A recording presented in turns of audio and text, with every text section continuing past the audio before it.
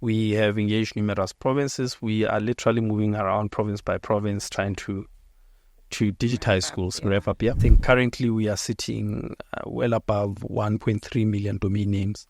This is just within the commercial space. I'm not counting the non-commercial. That's a stepping stone to start moving towards, proper and decent machine learning, not forgoing, of course, artificial intelligence.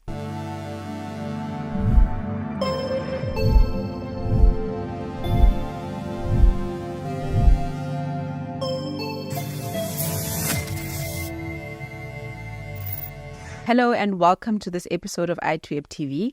Today in studio we're joined by Molehe Wesi. He is the CEO of the ZA Domain Name Authority, also known as .ZADNA.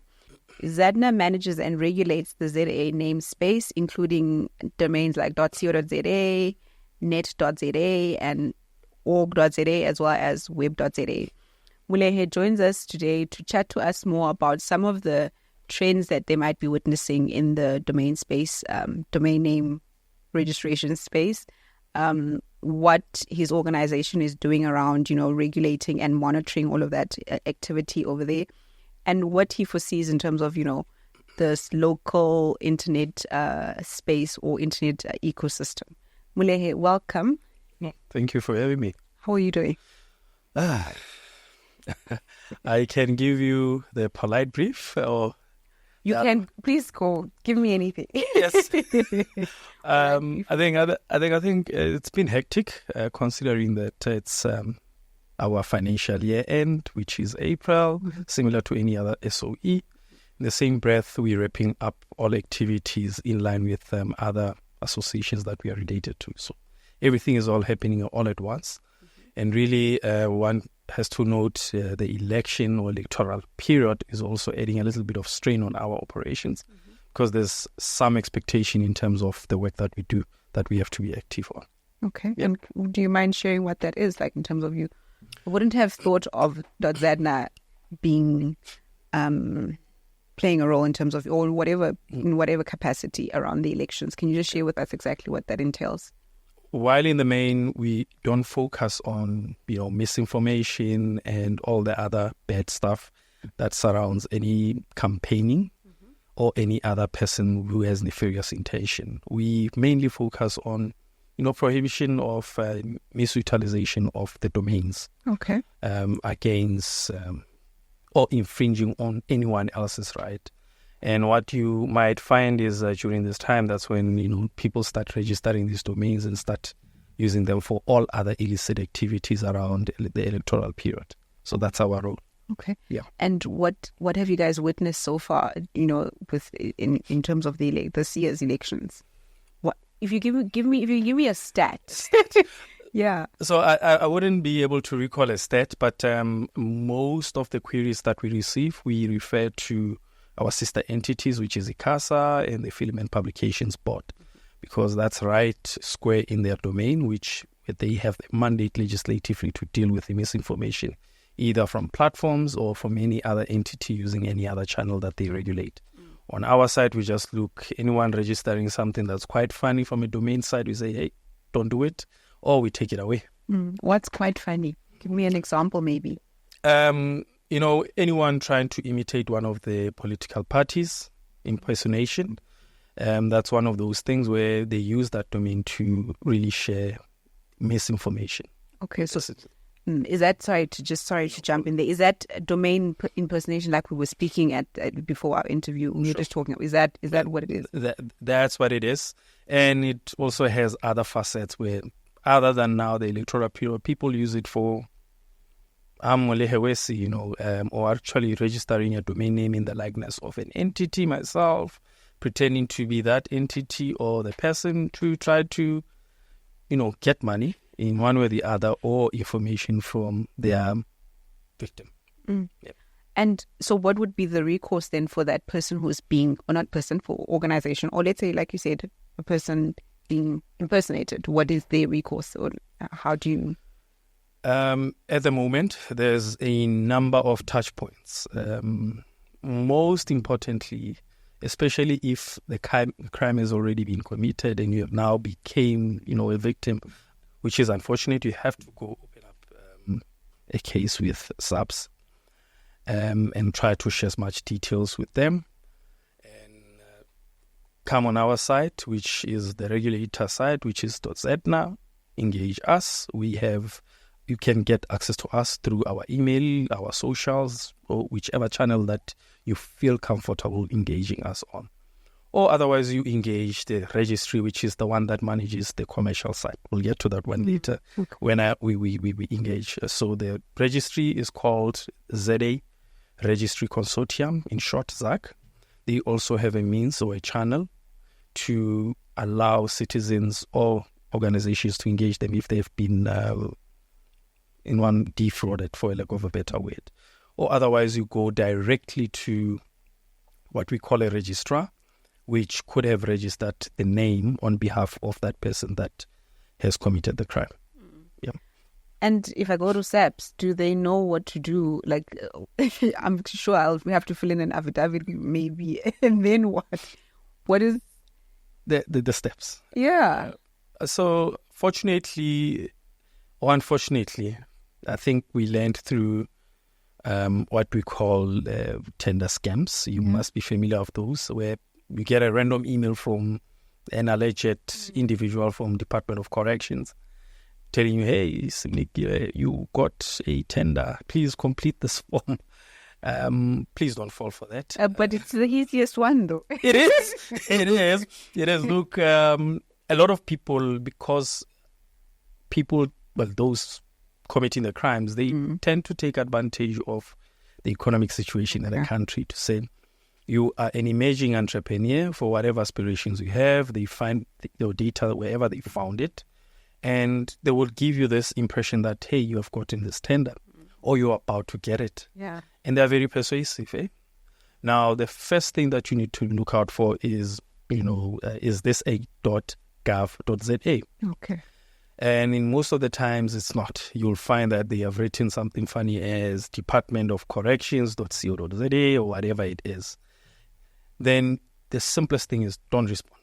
If you find it's not a gov.za, don't respond to that email.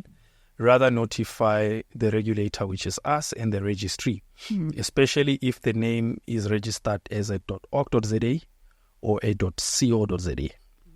Then notify the registry. Otherwise, unfortunately, if it's registered in any other GTLD, a GTLD would be a geographical top-level domain, similar to .coms or your .orgs. So, unfortunately, you would have to go directly to the registrar that registered it. Yeah. And then what would be the let's say the time frame to get it down? Like, what are we looking at to get that a site that has impersonated another one? So it will depend on a number of factors.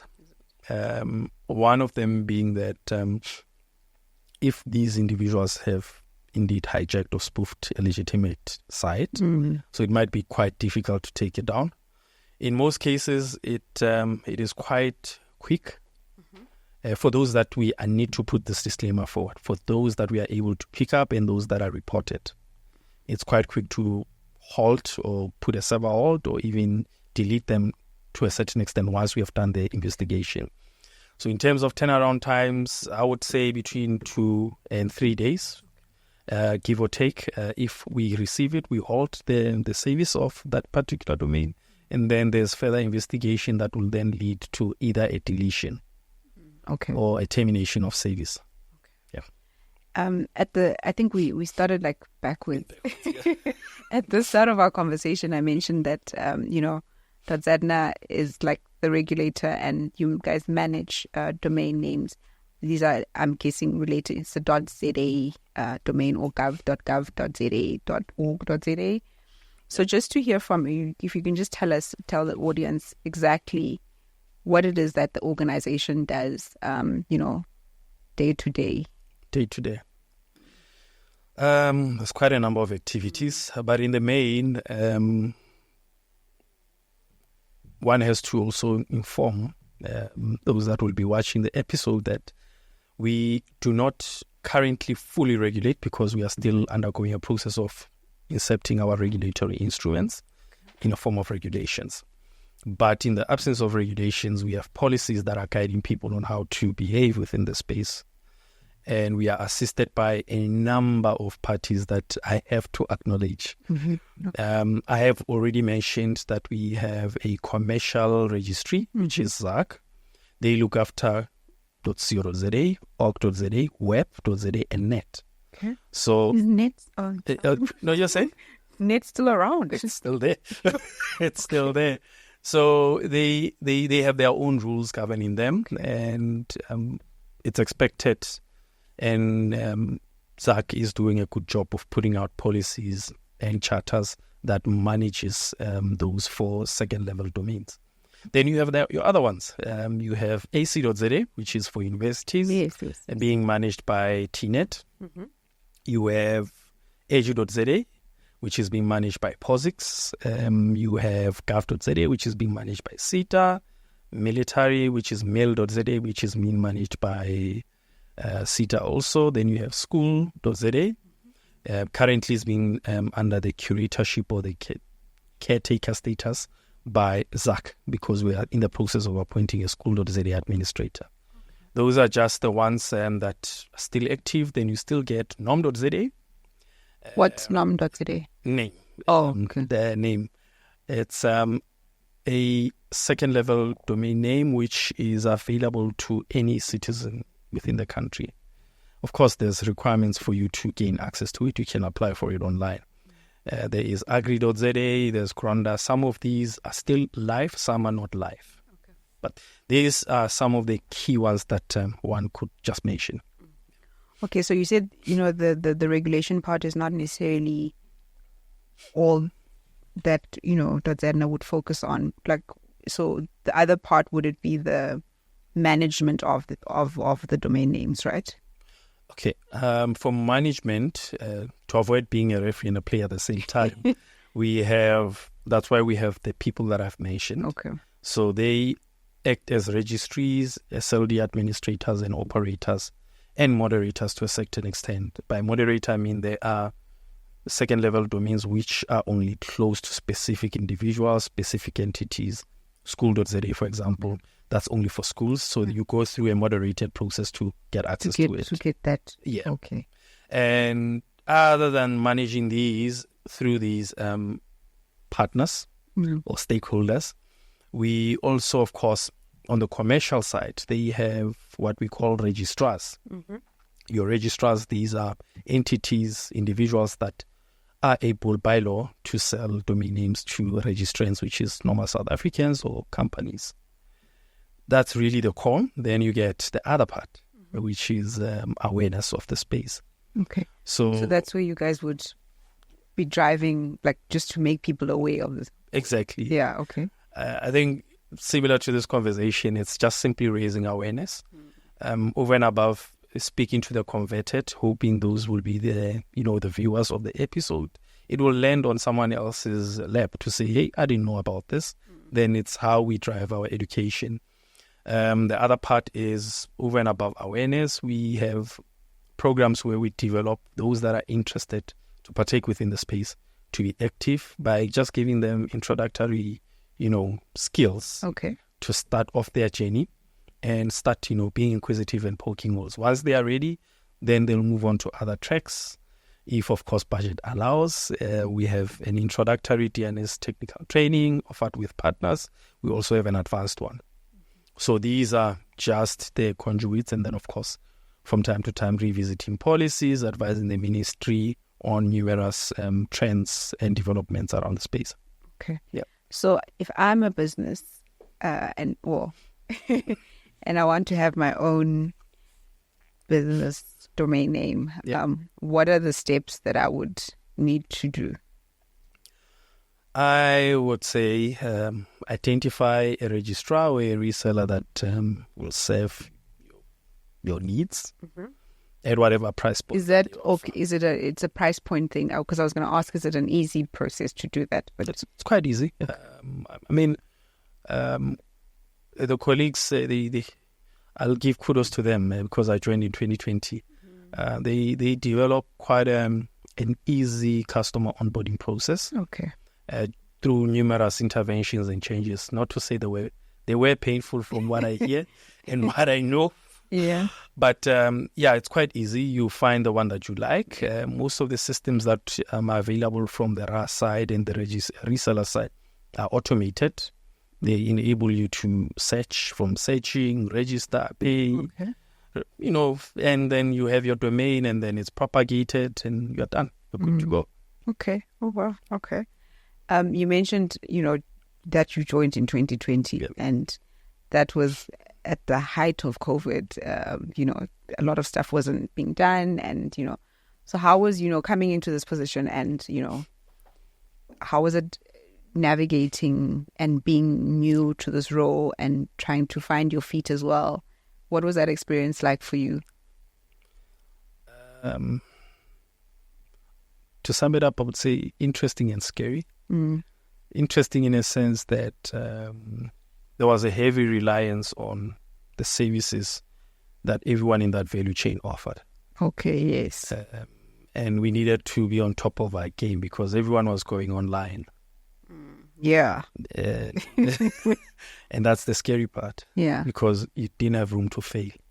Okay. So, when you, as small as we are, and I think that's one thing that I need to mention, as small as we are, and we were then, we were even smaller, excuse me.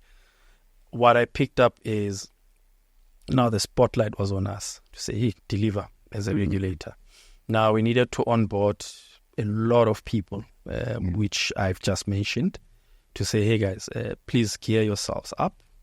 There's more demand on what we offer. Ensure that these are done because there were regulations that were passed. You remember that little pop-up at the top?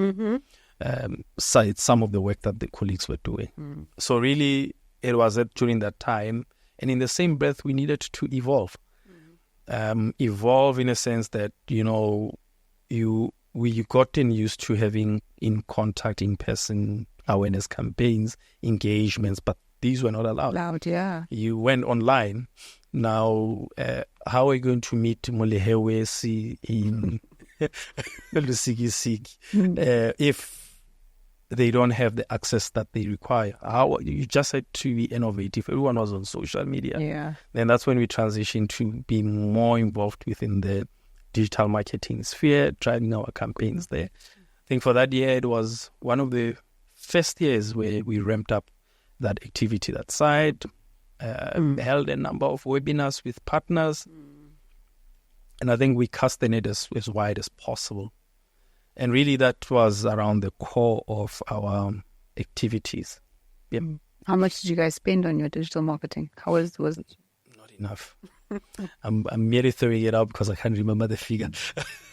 Because most of the budget had to be readjusted. Yes. And shift to other activities.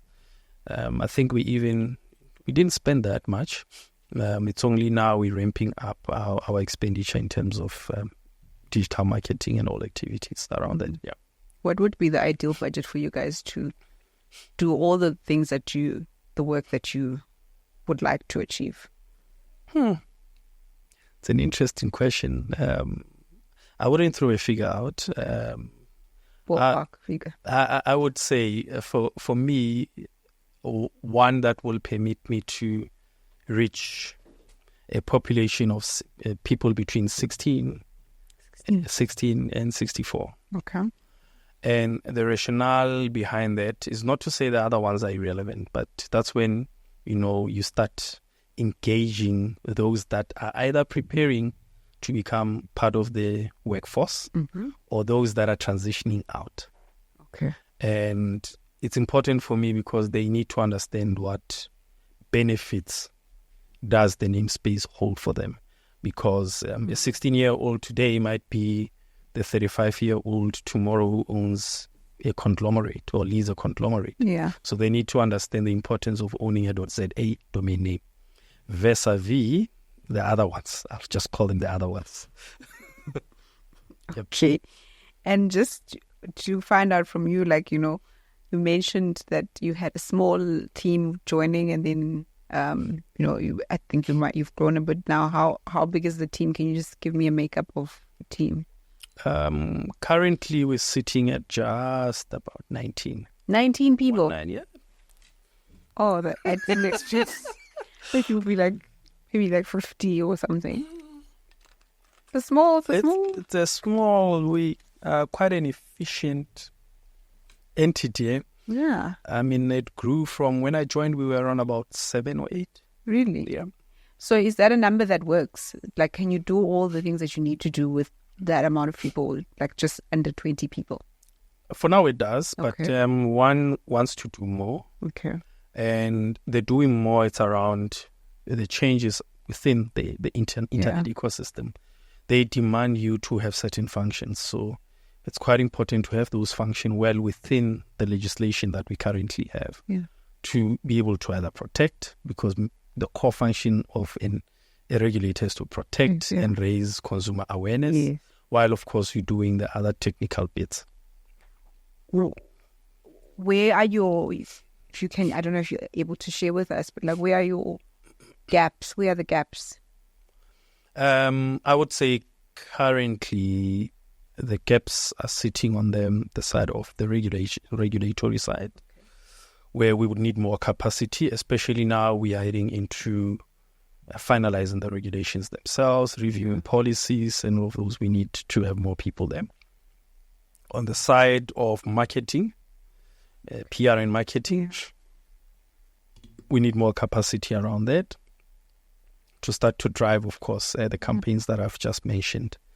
I'm certain we can reach a whole lot of more people if, of course, we have the capacity in terms of human resources. But, of course, I'm saying this with caution, not to say we need 1,000 people or 100 people, but we need those that are able to deliver the impact that we need, while, of course, we're still protecting the citizens of the country. Okay. Yeah. And just to, like, I know you mentioned, if you can share with us, what was your assessment when you joined, and what is it now when you look at it as being in the CEO role? Okay. I think I have to acknowledge one had the pleasure and still has the pleasure of a very supportive board. When I joined, we had an engagement, and I managed to, sway them and say, let's revisit the strategy that you just wrapped up, because there's maybe 1 or 2 tweaks.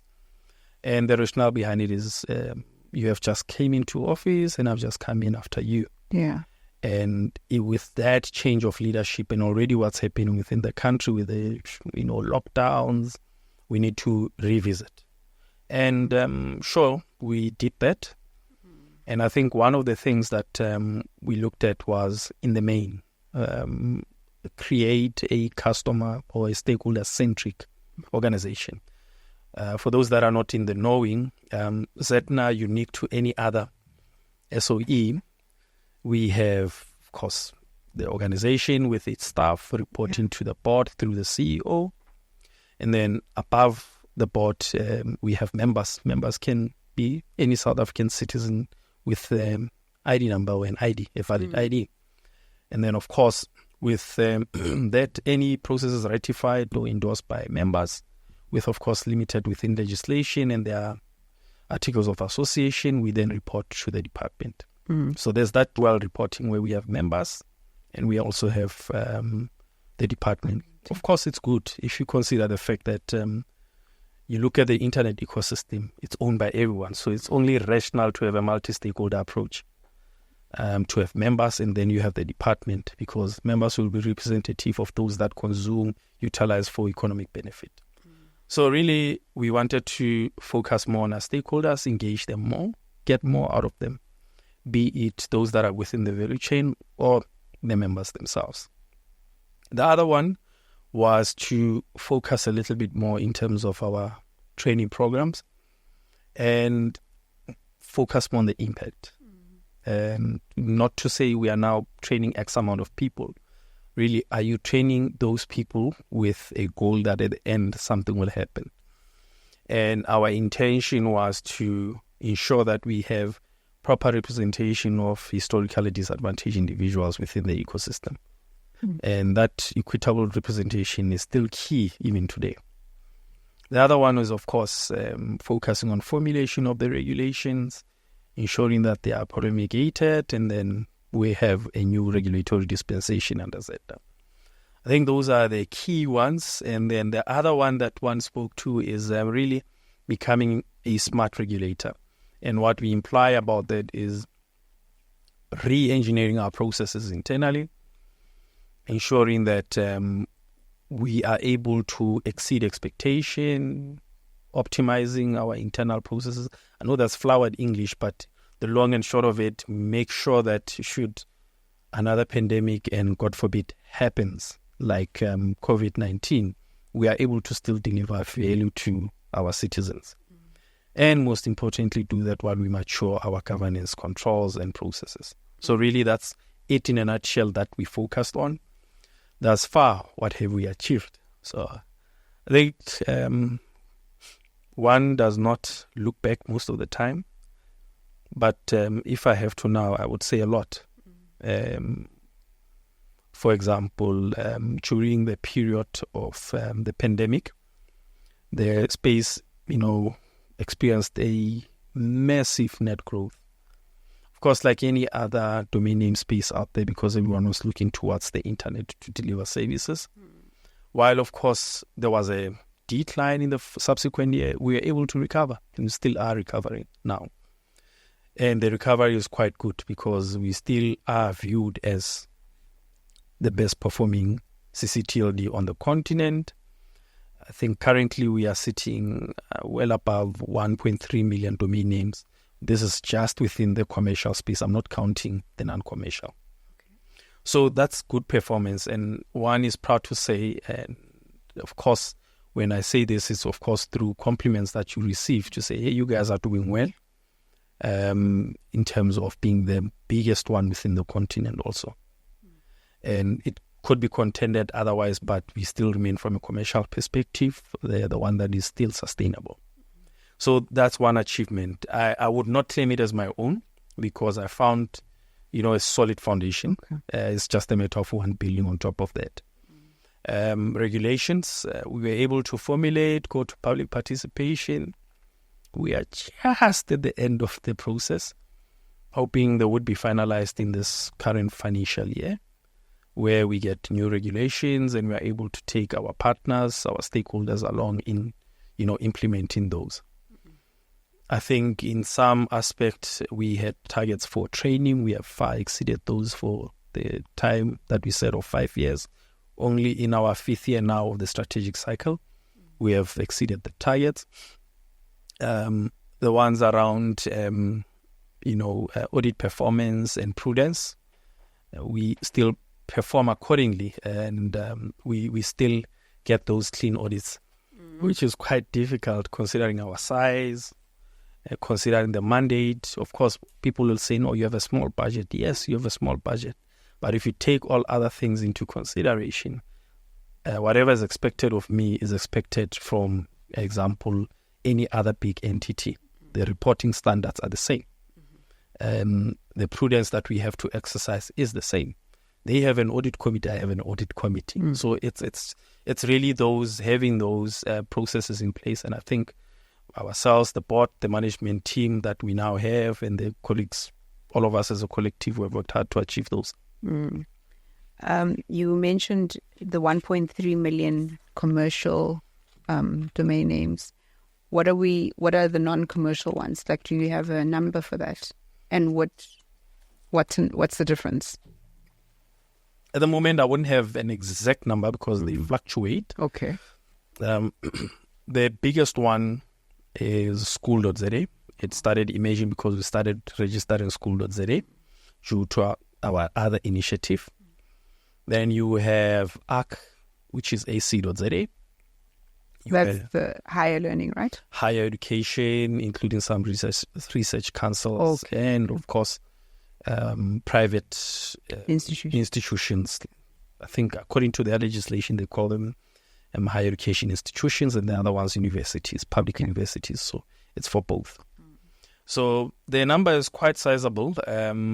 The growth, of course, won't be that immense because of the nature of the space. Like I mentioned, is moderated. there's so many schools that you can register. There's so many universities. There's always that ceiling. So that's why we're not even looking towards to say it has to be double the amount of the other one. Okay. Yeah.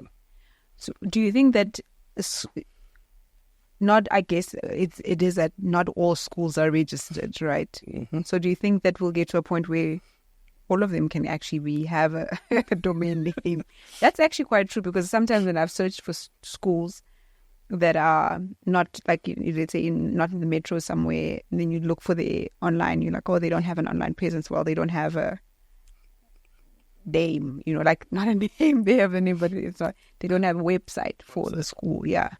No, true. And I think that came to the center during the pandemic, when we were really looking at other ways to continue with the teaching and learning program of school. That's when we re-imaged a project that we had for some time, but it sort of closed. Yeah. But now we had bigger dreams. One, the dream, objective number one, register majority of the quintile 1 to 3 schools. They constitute majority of the school population. Yeah. And number 2, ensure that those learners within those schools, they have email addresses so that they can communicate. Yeah. I remember a former minister speaking about that, but we haven't heard much about it. It hasn't died out, eh? Hasn't it? It hasn't. Actually, we're ramping it up. That's one of the things that one has been busy with in the past 3 weeks. I remember after the celebration of 30 years of ICT during democracy, we went to Northern Cape to launch a version of that in Pixley-Gasem municipality. And there were 45 beneficiary schools in the Northern Cape in that district. And the aim is to do the same, provide a domain name, a website, the email for the educators, email for the learners, and of course, if budget allows, digital platforms to enable teaching and learning beyond the borders of the school in a form of a learning management system. So that's what we deployed there in the province and in that specific district. We would be visiting other areas as and when budget avails itself. We do have, suffices to note, it's Northern Cape. We have a relationship with the Free State Department of Education doing the same. We launched that one in 2022. And the intention is to really, for everyone, digitize the entire province. We have engaged numerous provinces. We are literally moving around province by province, trying to digitize schools, wrap up. Yeah. Okay. And I want to follow up in terms of, we spoke about it earlier about the different domains, .net.za. I haven't seen it in a while. Is it, who's registering that? You do get 1 or 2 registrations, but in the main, that is meant for the technical community. Okay. While it's seen as an open one, it's moderated. Okay. You have to be a network operator to get one of those. Yeah. So not just anyone. No, not just anyone. Okay.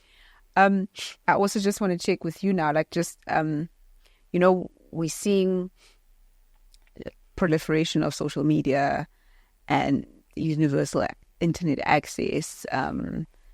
Then, so why would I then want to register with the .co.za when I can just go online and set up my, not on a social media network, set up my business there? Why is it important to have an official domain name and website?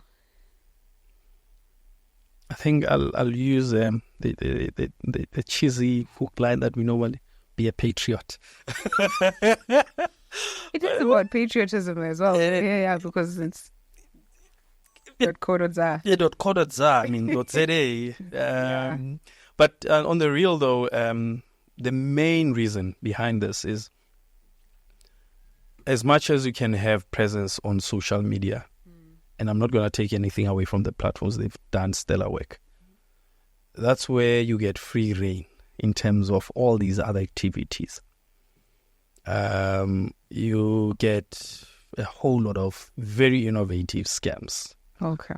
And you don't know who you're talking with. You don't know the person behind the picture. Not to say even when you have a domain, you would know. Yes, there will be those that are doing all these other things, but at least you can trace it to a Molehe Wesi who's a registrar, to a Wesi who's a registry, and then ultimately land with ZADNA. So you are able to track and trace. And that's really why we always tell people that register a.za. Now, one thing that I know a lot of people might be tempted, and this is a very flawed argument that one has been receiving even in this day and age, that but a .com can also do it better because you have global presence and geographical coverages. So no, it's actually the same. It's just that the difference is you are registering a .com, which is a GTLD, a .za is a CCTLD. And what is quite interesting is because of algorithms of these interesting search engines, they've made it that in most instances they localize the search results. So yes, you'll have a .com, unless if you pay them something to put you up in that rank, you will not make it up. Of course, there's other factors affecting this, like having an SOE configured on your side, and, but at least a.za gets you almost there. Okay. Now, lastly is you get protection from local laws. I mean, it can be contended that, yes, even with GTLDs, you can engage RAS that are accredited by ICANN to mediate and protect, but that's quite a process. With us, firstly, you can engage us, which is us, the regulator, and the entities appointed to do alternate dispute resolution.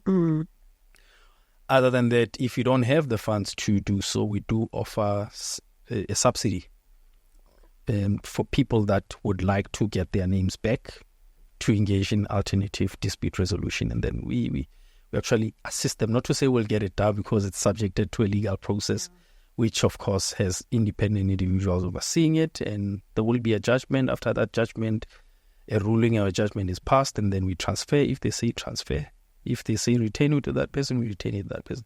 Really, that's how and why you should have a .za. Yep. And are you seeing registration like an uptick, or like what's it looking like? It's seasonal, eh? Is it? Yeah, it's seasonal. Can you share more about the? I can. You find that if one was to take on quarterly basis, I'll do it from Jan to December. Yeah. Between Jan and March, there is an uptake. Okay. And the rationale is because people between the months of November, December, it's festive. Yeah. And I think just guys slows down. We tend to shed a lot of names. Yeah. And we do run campaigns to remind people to say, hey, remember to renew, remember to register new names. Otherwise, first come, first serve, you might lose and all of those. But it's a trend that is always there, following, of course, the holiday seasons. Then you go to April, June, July, you will see a very steady sort of plateauing of registrations. Mm-hmm. Then you get to August, September, October, give or take. That's when there's a bit of a dip. There's a bit of a dip. Rightfully so, because you find that it's just that season where people, I think, they're starting to sort of tone down operations, heading into the festive. But nonetheless, you find that there are years where it's just constant growth. Mm-hmm. Like I indicated in the financial year of 23, 24, we sort of recovered in one way or the other from the losses that we have suffered, which was a global trend, because even the big CCTLDs suffered a little bit of losses, even the GTLDs. But you see now there's that reprieve and people are starting to register more names. Okay. Yeah. Oh, that's very interesting. I suppose we touched on this part as well about the organization's focus areas, because I think we touched on it at the start of our conversation. But from your view, how would you describe South Africa's internet landscape / just the ecosystem as a whole? I think it's full of opportunities. If one was to look at the real estate and break it up into two, the formal sector, there will forever be companies being registered that side. There will forever be Molehe Wesi, that's my middle name, Molehe Wesi, thinking up of something innovative and putting a domain name against it. And then there is a Molehe, or a Tabo, or a pet from Tabong, who is within the informal sector. And that's where the opportunity lies. And it speaks to just taking everyone along into this digital sphere. And that's where I think the future is, over and above, of course, the other technologies, to ensure that those that are within the informal sector, be as it may, they might argue they can't afford, but at least they are taken along and onboarded onto the .za namespace and complemented by your social medias and all of those. Yeah. So it's not just it's a working relationship, like it's a collaboration. It's a collaborative effort. Yeah. So what I want to hear from you is like, where are you seeing demand come from? Like, and I mean, like, who are the people that want, or the organizations that want a .co.za domain? Like I just said earlier, it still remains the formal sector, registered and established enterprises. It goes without saying we can do a little bit better to onboard them. And in the main, of course, it's emerging enterprises, which registered the names. And why we have quite a sizable basis, of course, we have a well-established formal sector, which will like to retain their digital identities. So they will forever renew those names. You find people that have been having these names since the early 90s or whenever they had them, then they continue to do that because that's how they are able to engage their clients. I wanted to ask you said when they re-register again, like what's the time period that you'd need to, renew your registration? Like what does that what does that look like? Is it like after a year you have to do it, or? Yes, every year, 12 months. 12 months. To renew. And of course, there's the unfortunate part. If you don't renew, it goes into a process of they will remind you it's a grace period. Yeah. Please renew. And I have to commend our RAS. They do reach out, majority of them. They remind you timelessly that this is up for renewal well in advance, because by policy they have to do that. Once it's up for renewal, you have to renew. You are given a grace period. Unfortunately, if you don't respond, it's gone. Unfortunately, if it lands in your spam folder, then it's gone. It's gone. It's gone. And what I've seen most of the RAS do, some do it quite diligently. They don't only use one channel of comms. They'll use multiple ones, just to remind you constantly that, hey, this is up for renewal. Please renew and so forth. Yep. Okay. Earlier, you did touch on, I think maybe looking into the future about becoming a smart regulator. So I don't know if I want to just touch on like the technology and how that can actually aid those aspirations, and then ask you exactly, are you guys using AI in any of the operations at ZADNA? At the moment, we're not using AI. At the moment, I'll validate that. Ourselves, and of course with the registry, we are, of course, leveraging in one form or the other, I would say basic, but moving to enhancing machine learning from the large amounts of data that we have. And we are utilizing quite a number of tools in terms of monitoring and dealing with domain name abuse. We could do more. We'd like to have zero, but it's always that those ones that creep through. So these are the two areas where we are utilizing tech to assist us. I think it goes without saying that on the side of the commercial space, the colleagues have built a real-time management information system where we are able to get these trends. And it's quite interesting looking at the data because you are able to see the changes, who has done what and why are certain things happening. So it gives you that intelligence over and above. Then, of course, that's a stepping stone to start moving towards, proper and decent machine learning, not forgoing, of course, artificial intelligence. Okay. And the same applies on the domain name abuse side, where we have large volumes of data.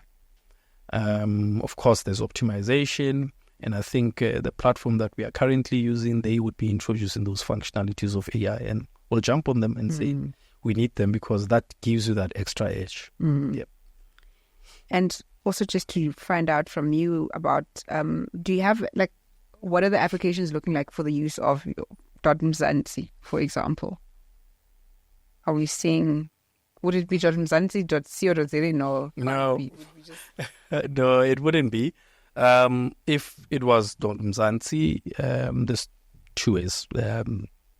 If it was .mzansi.co.za, that would belong to a registrant or an individual. Okay. If it's mzansi.za, that will be what we call a direct registration. We had to park that process. We undertook a process to find a service provider that we can onboard and do that. They call the direct registration. I'm mentioning this explicitly because I know if some of my stakeholders are listening, they're going to ask me about it. So it's something that is still in the pipeline. We still have ambitions of doing that. In terms of timelines, I can't share it at the moment. It's just a matter of allowing certain processes to unfold, and then we'll reach out to the market again. And then there's the other interesting part, which it's now .mzansi and nothing else. And nothing else. That is what we call a GTLD. I believe ICANN is going through a next round of new GTLDs now. So that meant it's up for grabs. Okay. Yeah.